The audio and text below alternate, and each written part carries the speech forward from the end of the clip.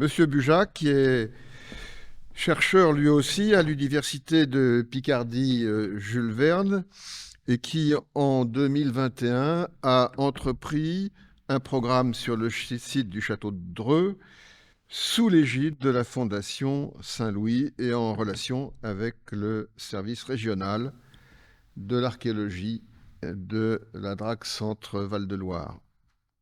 Vous avez la parole pour 30 minutes ou moins. Je vous remercie.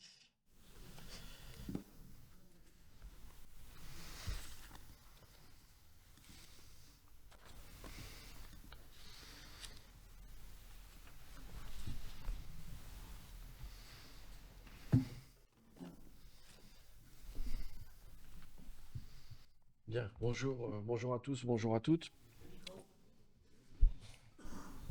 Merci. Donc bonjour à tous, bonjour à toutes. Donc effectivement, cette intervention qui va venir avec celle de Denis Ayot, elle se complète très bien. Et donc effectivement, pour vous faire un premier retour sur une recherche qui a été initiée en 2021, qui sans doute sera amenée à se poursuivre sur cette partie de Danemark. Alors, ce que je vous propose, c'est de structurer cette intervention en vous rappelant un petit peu l'origine du projet. Un rapide point sur les sources, pour ceux qui seraient intéressés, vous dire un petit peu où vous pouvez trouver ces principales sources. Et ensuite, on s'arrêtera sur le relevé donc photogrammétrique qui a été effectué en 2021, puis le LIDAR qui a été effectué en 2022, avec même un deuxième passage fin février 2023. Donc, ce sont des informations toutes fraîches, si vous me passez l'expression. Et puis, les conclusions qu'on peut tirer déjà de ces deux premières phases de travail sur le site en question. Alors tout d'abord sur l'origine du projet, vous rappelez que donc ce projet effectivement a été initié dans le cadre d'une recherche universitaire que j'ai commencé il y a déjà quelques années. C'était tout d'abord sous la direction de monsieur Léon Pressouire, à l'époque à l'université de Paris 1, et puis poursuivi encore aujourd'hui sous la direction de Philippe Racinet, qui est professeur d'archéologie à l'université d'Amiens. Ce qui explique de fait mon rattachement donc effectivement au laboratoire TRAM de l'université d'Amiens. Rappelez aussi que sans la volonté et l'accueil et la confiance qui m'a été accordée par la Fondation depuis le début de ce travail, rien n'aurait pu être possible, et je tiens à les en remercier ici très chaleureusement. Ceci étant, on a parlé tout à l'heure de projet de recherche. Ça veut dire qu'un projet de recherche, on le mène pas seul. Et ce qui est important, c'est que dès le départ, ce projet aussi a pu agréger un certain nombre d'intérêts. Alors tout d'abord le CAMER, donc, qui est l'association à laquelle j'appartiens, qui est l'association dirigée par Philippe Racinet en l'occurrence, qui est habilité à diriger des recherches. Et c'est important parce que c'est aussi là que j'ai pu trouver un vivier de compétences scientifiques qui ont permis de véritablement nourrir le dialogue scientifique autour de ce site. Bien évidemment, le service régional d'archéologie, la DRAC, qui m'a accordé sa confiance en permettant ces autorisations, en me délivrant des autorisations sur ces sites. Et aussi, je tiens à souligner la participation très importante du service d'archéologie préventive de Chartres, dirigé par Hervé Célès et son équipe, sans qui rien des résultats que vous allez voir aujourd'hui rien n'aurait pu se réaliser sans eux. Et c'est pas simplement un apport technologique, c'est aussi un temps énorme à traiter les images par ailleurs, et aussi un encadrement scientifique qui donne une garantie sur la qualité du travail qui est entrepris dans le cadre de ce projet. Alors, pour ce qui est des sources, pour ceux que ça intéresse, alors bien évidemment, il faut aller faire un tour du côté des Archives nationales et de la Bibliothèque nationale de France, notamment pour la Bibliothèque nationale de France. Pour ceux que ça intéresse, on trouve pas mal de sources qui concernent l'épisode de 1593, on y reviendra tout à l'heure, qui est le moment où effectivement le siège du château par Henri IV et l'effondrement de la tour de Danemark. Je voulais aussi signaler les archives départementales et municipales. Alors aux archives départementales notamment aussi parce que c'est là que se trouve la plus anciennes représentations, c'est sur Pau, de la ville de Dreux. Elle est attribuée, datée de 1588, et c'est vraiment une représentation qui est très, très intéressante parce que c'est la première fois qu'on a la ville et le château où l'on voit l'enceinte fortifiée, notamment de la ville. Au niveau des archives municipales, on a aussi quelques représentations, mais je dirais que c'est surtout l'accessibilité immédiate. Et je dis ça parce qu'on est juste à côté de la médiathèque et qu'il y a un fonds, c'est vraiment ça. Il y a un fonds local qui est vraiment très riche. Et notamment tous les procès-verbaux de la Société archéologique d'Eure-et-Loir qui sont accessibles et qui permettent de travailler sur le plan de la Société archéologique d'Eure-et-Loir qu'elle a réalisé en 1860, si ma mémoire est bonne, et qui propose une restitution de la ville et du château de Dreux en 1725. Donc je vous invite vraiment vivement à aller voir ce fonds local qui est très riche. Il y a aussi, et il faut le mentionner, la documentation archéologique, car il faut savoir que depuis le début des années 2000 surtout, il y a eu des opérations qui ont été menées sur Dreux. Alors, une première opération avant, en 1990, sur la place Métézo, mais il y a aussi ensuite des diagnostics archéologiques qui ont été faits sur la place Mézières en 2002 par Vincent Goustard de l'INRAP, puis la fouille de l'île aux Violettes en 2005 par Pascal Joyeux. Et ces opérations sont intéressantes parce que même si elles ne concernent pas directement le château, elles concernent le cœur de ville et elles ont fourni des indications, elles nous ont permis de comprendre un petit peu mieux certains points, notamment concernant l'enceinte urbaine de la ville, et du coup ont permis de renouveler un peu la réflexion, notamment sur le lien qu'il y avait entre cette enceinte urbaine et le château lui-même.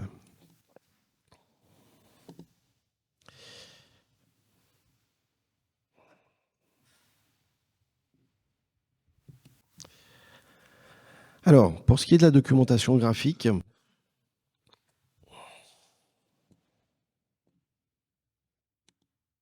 voilà.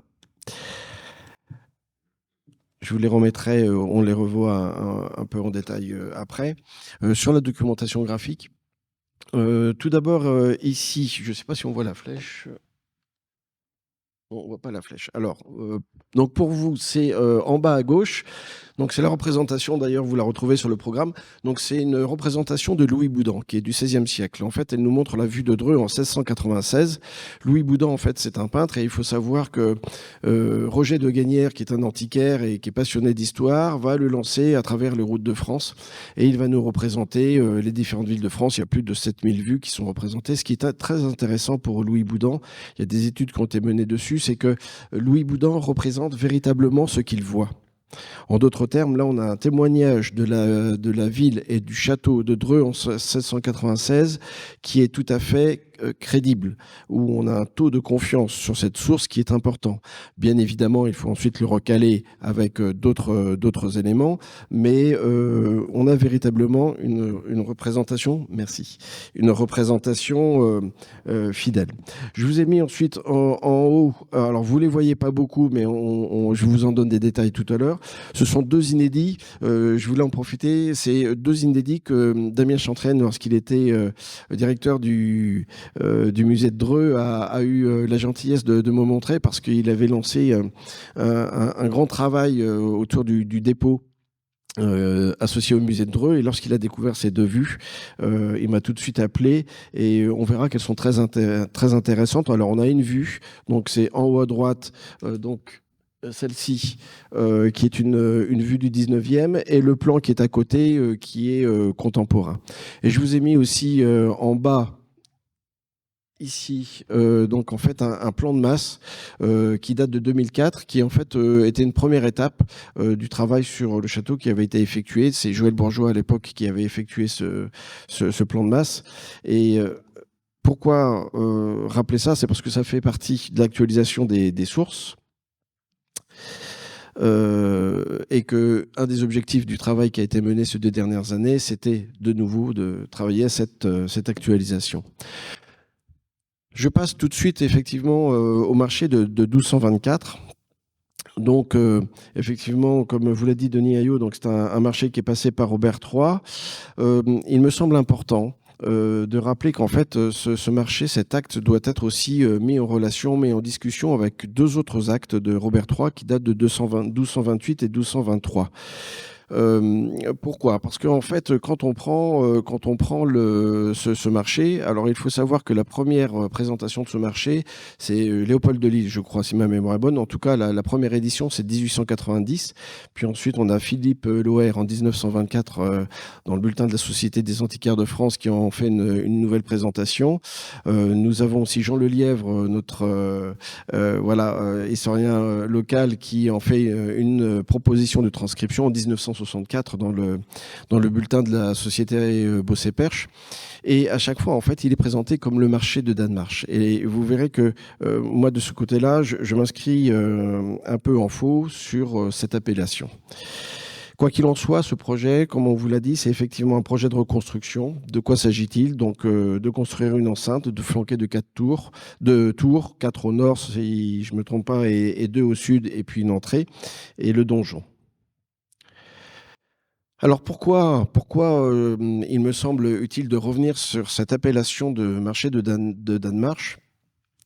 Eh bien tout d'abord parce que quand on prend le texte, ce qui est dit, c'est que le château va être construit in locus quidicitur Danmarkia, ça veut dire sur le lieu qui est nommé Danemark. Et en fait, vous voyez que ce qu'il se passe à ce moment-là, c'est que le château est construit sur un lieu, mais c'est qu'au fil du temps, il y a un phénomène de dérivation, je dirais en linguistique, on parlerait plutôt de dérivation, c'est-à-dire que le lieu devient le site lui-même. Pourtant, il me semble très important de dissocier ces deux aspects. Parce qu'en fait, l'appellation château de Danemark introduit un biais interprétatif qui pourrait faire croire qu'il y a deux châteaux. Ce qui n'est pas le cas parce que quand on lit plus précisément le marché de construction, on s'aperçoit aussi que dans le texte, ce qui est dit, c'est que notamment pour les murs d'enceinte, on doit poursuivre d'élever ces murs d'enceinte. En d'autres termes, ce n'est pas une construction ex nihilo à laquelle on a affaire, mais c'est bien la reprise d'un chantier. Alors cette reprise de chantier, on peut sans doute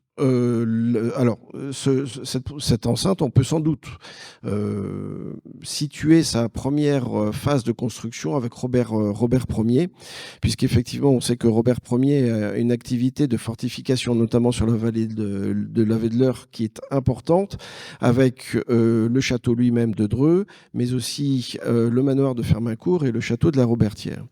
Et ce n'est pas c'est un intérêt stratégique qui est important, parce que c'est le moment où aussi il va fortifier cet endroit de la vallée où l'Eure et l'Avre se rejoignent, sachant que, de manière un peu schématique, l'Avre est la frontière de la Normandie et l'Eure la frontière du domaine royal. Je vais rapidement, mais vous voyez bien qu'il y avait un intérêt stratégique important. Par contre, ce que l'on ne sait pas, c'est pourquoi ce chantier s'arrête. Mais quoi qu'il en soit, lorsque Robert III décide de construire le château et pas ce marché, eh bien c'est effectivement une reprise de chantier. En d'autres termes, et M. Ayot vous l'a induit tout à l'heure, nous voyons bien qu'il y a effectivement deux enceintes, une enceinte résidentielle et une enceinte qu'on pourrait assimiler à la basse-cour, mais que c'est un seul et même site qu'il faut considérer. C'est pour ça que de mon côté, je proposerais plutôt de parler d'une enceinte de Robert III, parce que, en fait, dans les deux autres textes, sur le petit feuilleton de la construction de ce château, eh bien, ces deux textes de Robert III sont des textes dans lesquels il dédommage l'abbaye de Saint-Vincent-au-Bois, dont le prieuré était installé sur ce site, compte tenu du fait qu'il a été nécessaire de déplacer l'église. Et ça, c'est important. Alors, vous voyez, c'est parfois, il faut regarder les textes de près. En fait, c'est dans le texte notamment de 1231, Robert III utilise le subjonctif latin. Alors, le subjonctif latin, ça peut paraître anodin comme ça, mais en fait, ce qu'il nous indique, c'est que le déplacement de l'église de Danemark, il ne l'avait pas prévu. Et de fait, dans le marché de 1224, l'église de Danemark n'apparaît pas. Et Quoi de surprenant? Nous-mêmes aujourd'hui, on voit bien quand nous avons des chantiers de construction importants, entre ce qu'on avait prévu et puis ce qui arrive, il y a toujours des impairs, des imprévus, des contretemps. Eh bien, c'est exactement la même chose. En 1224, Robert III dit allez, on y va, on termine l'enceinte. Sauf qu'en 1223 et 1228, eh bien, il y a ce problème de l'église qu'il faut déplacer. Et donc, d'où déplacement de cette église et d'où dédommagement de la communauté de Saint-Vincent-au-Bois, titulaire du prieuré en question. Donc vous voyez que finalement on a 3 phases. La première, supposée, Robert Ier, avec début de construction de cette seconde enceinte.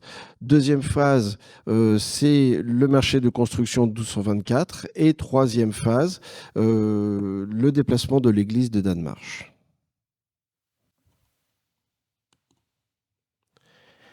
Alors, passons maintenant aux opérations. Donc en 2021, pardon. En 2021, la première étape, c'est d'effectuer un relevé photogrammétrique. Donc, le relevé photogrammétrique, pour rappeler très rapidement, c'est faire appel à un conducteur de drone qui va photographier le site. Et là, en particulier, avec le service départemental d'archéologie, le projet, c'était de faire un relevé de tous les éléments qui étaient encore en élévation, éléments médiévaux encore en élévation, de manière à commencer à avoir une première lecture du site et puis aussi d'actualiser les données que nous avions, puisque les dernières données, c'était le plan de 2004 que je vous ai montré tout à l'heure. Donc, il était temps, vu l'apport des nouvelles technologies, de pouvoir apporter ces données-là. Donc, ce relevé photogrammétrique, là, vous voyez effectivement la première image que ça peut nous donner. Donc, c'est l'ensemble des murs. Donc là, nous sommes face à la ville. L'ensemble des murs qui ont été photographiés, puis le donjon et la tour du télégraphe. Alors, ça paraît simple comme ça, mais il faut savoir que c'est un travail considérable qui a été mené par le service départemental. Je pense à Antoine Louis en particulier, de traitement informatique. C'est vraiment des millions de données qu'il a fallu traiter. Et ça nous donne ces premiers résultats. Donc vous voyez, on est vraiment à se concentrer sur les murs.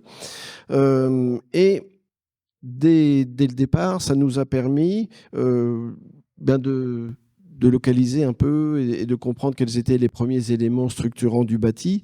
Donc là, on a une maçonnerie qui est faite de silex lié par du mortier. Et puis, on voit que finalement, ce qui s'est passé, c'est nous avons des lits de pierre qui se dessinent ici. Donc ces lits qui nous indiquent des phases, tout simplement, de construction du mur.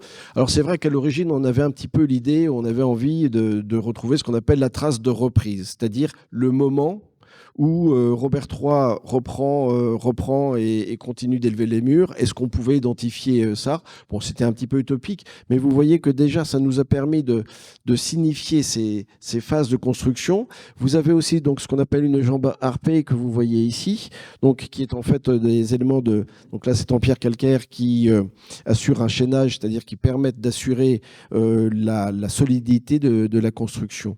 En regardant aussi de plus près sur le terrain, ce dont on s'est aperçu, et c'est Michel Douard, qui est président de la Chade, qui a remarqué ça, c'est qu'on s'attendait à ce que les fondations des murs soient plus profondes, alors qu'en fait, elles sont assez rapidement là sur le substrat crayeux. Donc ça qui est un petit peu une surprise de ce côté-là. Ensuite, ça nous a permis aussi de voir, effectivement, là, sur ces murs-là, on est sur des éléments 12e, 13e. Alors, j'ai mis 12e, 13e pour rappeler effectivement qu'on est sur une construction initiale au 12e. Et puis là, donc, sur cette tour, qui est donc ce qu'on appelle une tour ouverte à la gorge, Donc là, c'est l'entrée orientale du château, qu'on appelle souvent la brèche Henri IV. Donc avec effectivement une tour ici, et puis ce qui reste, ben, c'est une entrée béante. Hein, voilà, c'est tout ce qu'il en reste. Donc avec cette tour, et vous voyez donc cette observation dont je vous parlais, le substrat crayeux qui est juste ici. Euh, à l'extérieur, une petite niche qui pouvait accueillir un sein protecteur, peut-être. Et là, vous voyez l'intérieur. Alors, à l'intérieur, je vais vous demander de me croire sur parole. Vous avez en bas 3 archères. Une ici, celle-ci, et vous en avez une autre ici qui a été comblée, puis 2 autres à cet endroit-là. Et en fait, elles sont en quinconce. Voilà, ça, c'est des types d'organisations qu'on retrouve vraiment à l'époque de Philippe Auguste. Et on les appelle ouvertes à la gorge, c'est-à-dire que vous voyez, en fait, c'est pas qu'il y a eu une destruction à cet endroit, c'est qu'elles étaient. Le principe défensif, c'était de rationaliser. Si vous aviez une tour complète, imaginez que l'assaillant arrive à s'emparer de la tour, ça veut dire qu'en plus, il est désormais à l'abri pour vous attaquer à l'intérieur même. Alors qu'avec une tour ouverte à la gorge, même s'il prend la tour, il ne peut pas se protéger de ceux qui vont défendre et qui peuvent être encore à l'intérieur de l'enceinte. Donc Philippe Auguste, c'est aussi ça, c'est cette volonté d'avoir une rationalisation des éléments défensifs du château. Nous avons aussi, alors ça, on n'avait pas forcément besoin du relevé photogrammétrique pour s'en apercevoir, mais n'empêche que nous avions aussi besoin des données topographiques altimétriques.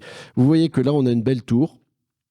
Hein, elle est toute belle, un bel appareillage. On a de belles ouvertures en ciment, avec ici le haut de la tour, elle aussi cimentée, qui reproduit des éléments, enfin qui évoque des éléments médiévaux. Donc là, on est sur une tour médiévale. Et avec ici, vous voyez, le relevé photogrammétrique, ça nous permet aussi de voir où se situe l'accroche de cette tour 19e par rapport aux murs médiévaux.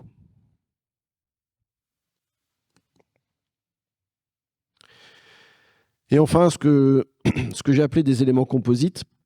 Donc, je vous ai mis ici une carte postale qui est nettement plus agréable à regarder que les clichés que j'ai essayé de faire de l'ensemble du site. Et là, vous avez 2 photos. En fait, ce sont des. En 2000, j'avais demandé à la Fondation Saint-Louis et au SRA l'autorisation, avec le personnel de la Fondation, de pouvoir nettoyer le site. Parce que rappelez-vous qu'il y avait eu la tempête de 1999 et de très nombreux arbres sur le parc étaient tombés et pesait sur les vestiges et menaçait donc la solidité et la pérennité de ces vestiges. Donc il a été réalisé ce nettoyage, et rien qu'en faisant ce nettoyage, eh ben, on a trouvé des éléments intéressants. Donc là, vous voyez que sur cette partie, on n'a pas le mur de la tour. Hein, ce qui est normal, on n'a pas la façade, le mur, le parement de la tour, puisque la tour s'est effondrée. Et donc, en fait, cet endroit-là, c'est effectivement l'endroit où le travail de sape est visible, où l'effondrement de la tour a pu s'effectuer, avec notamment ce gros chicot, là, vous voyez qu'on le voit ici, il s'est effondré, il n'est pas dans le bon sens. Donc, on serait à l'endroit où ce travail de sape a été effectué par les artificiers d'Henri IV. Et puis on a retrouvé aussi cet élément-là, avec ici vous avez 2 marches, on ne les voit pas beaucoup, mais il y a 2 marches qui ont été installées, et en fait qu'on peut sans doute attribuer tout simplement au 19e siècle, sans doute une rampe d'accès qui devait permettre aux ouvriers en charge de construire le télégraphe d'avoir un accès plus facile au télégraphe. Nous en venons donc au LIDAR réalisé en 2022. Donc le LIDAR, pour rappeler, là c'est la même chose. Hein. On reprend un drone, sauf qu'on change l'appareil. Cette fois-ci, c'est du laser. Et le principe, c'est que le laser va être envoyé sur le sol et ensuite il va revenir au LIDAR. Et le temps d'analyse, le temps de retour va être analysé et va nous permettre d'avoir des éléments en termes d'altimétrie et en termes de relief. C'est ce que je vous ai montré sur ces trois représentations. Là, vous avez la belle représentation avec les belles variantes de vert jusqu'au rouge. Et puis, ces 2 autres représentations. Donc, c'est une utilisation différenciée. Là où c'est colorisé, en fait, ça nous donne des indications en termes d'altitude. D'accord? Donc, plus on va vers le vert, plus on descend en altitude, et plus on va vers le rouge, plus on monte en altitude. Et puis, il y a possibilité de retraiter ces images, et cette fois-ci, d'abandonner ce côté altimétrique et de plutôt aller chercher ce qu'on appelle les micro-reliefs, donc vraiment la topographie fine du terrain. Ce qui est intéressant avec le LIDAR, c'est que, comme vous avez pu le voir avec la photogrammétrie, on s'est concentré sur les vestiges encore en élévation. Le LIDAR, lui, tout de suite, nous donne une vision spatiale. Hein. Là, vous voyez, on prend au sens propre et figuré, pour le coup, on prend de la hauteur. Et ce qui nous permet déjà, même si on s'en rend compte sur le site, mais ça nous permet de bien visualiser le fait que cette enceinte, elle n'est pas rectiligne, elle suit les inflexions du relief à cet endroit. Et puis, elle nous permet aussi de distinguer le contraste entre ici les murs qui sont face à la ville, et vous voyez qu'ici, il n'y a rien. Nous n'avons plus d'éléments.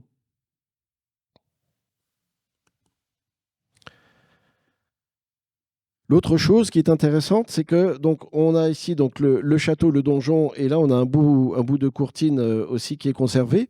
Et ça nous permet aussi d'avoir les premières observations. C'est que si on prend le prolongement ici naturel, l'enceinte, puisque M. Ayou vous a rappelé que le donjon était flanqué, était sur l'enceinte, si on prend le prolongement naturel, on s'attendrait à tomber sur la tour 19e. Sauf que vous voyez qu'on arrive beaucoup plus tôt. Donc là, on a une incohérence. Alors, pour ce qui est de la tour elle-même 19e, c'est pas forcément, ça peut s'expliquer puisqu'elle est beaucoup plus tardive. Mais par contre, on arrive quand même beaucoup plus tôt sur la courtine médiévale. Et ça nous pose question.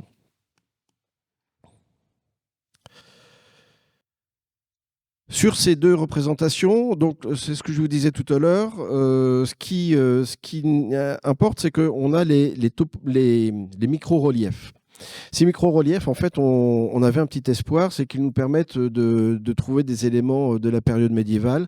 Bon, pas de chance, on a surtout retrouvé des éléments qui concernent les aménagements paysagers du 19e, mais ce qui est déjà en soi aussi de l'information. Ça compte, parce qu'il y a une grotte qui avait été aménagée type romantique avec des petites canalisations, des bassins. Enfin, vous voyez ce que le 19e siècle chérissait, mais pas d'éléments sur la période médiévale. Vient donc en fait le moment où on peut cette fois-ci faire converger tous les éléments, la documentation graphique, le marché de 1224, le LIDAR et la photogrammétrie. Je vais vous mettre tous ces éléments-là.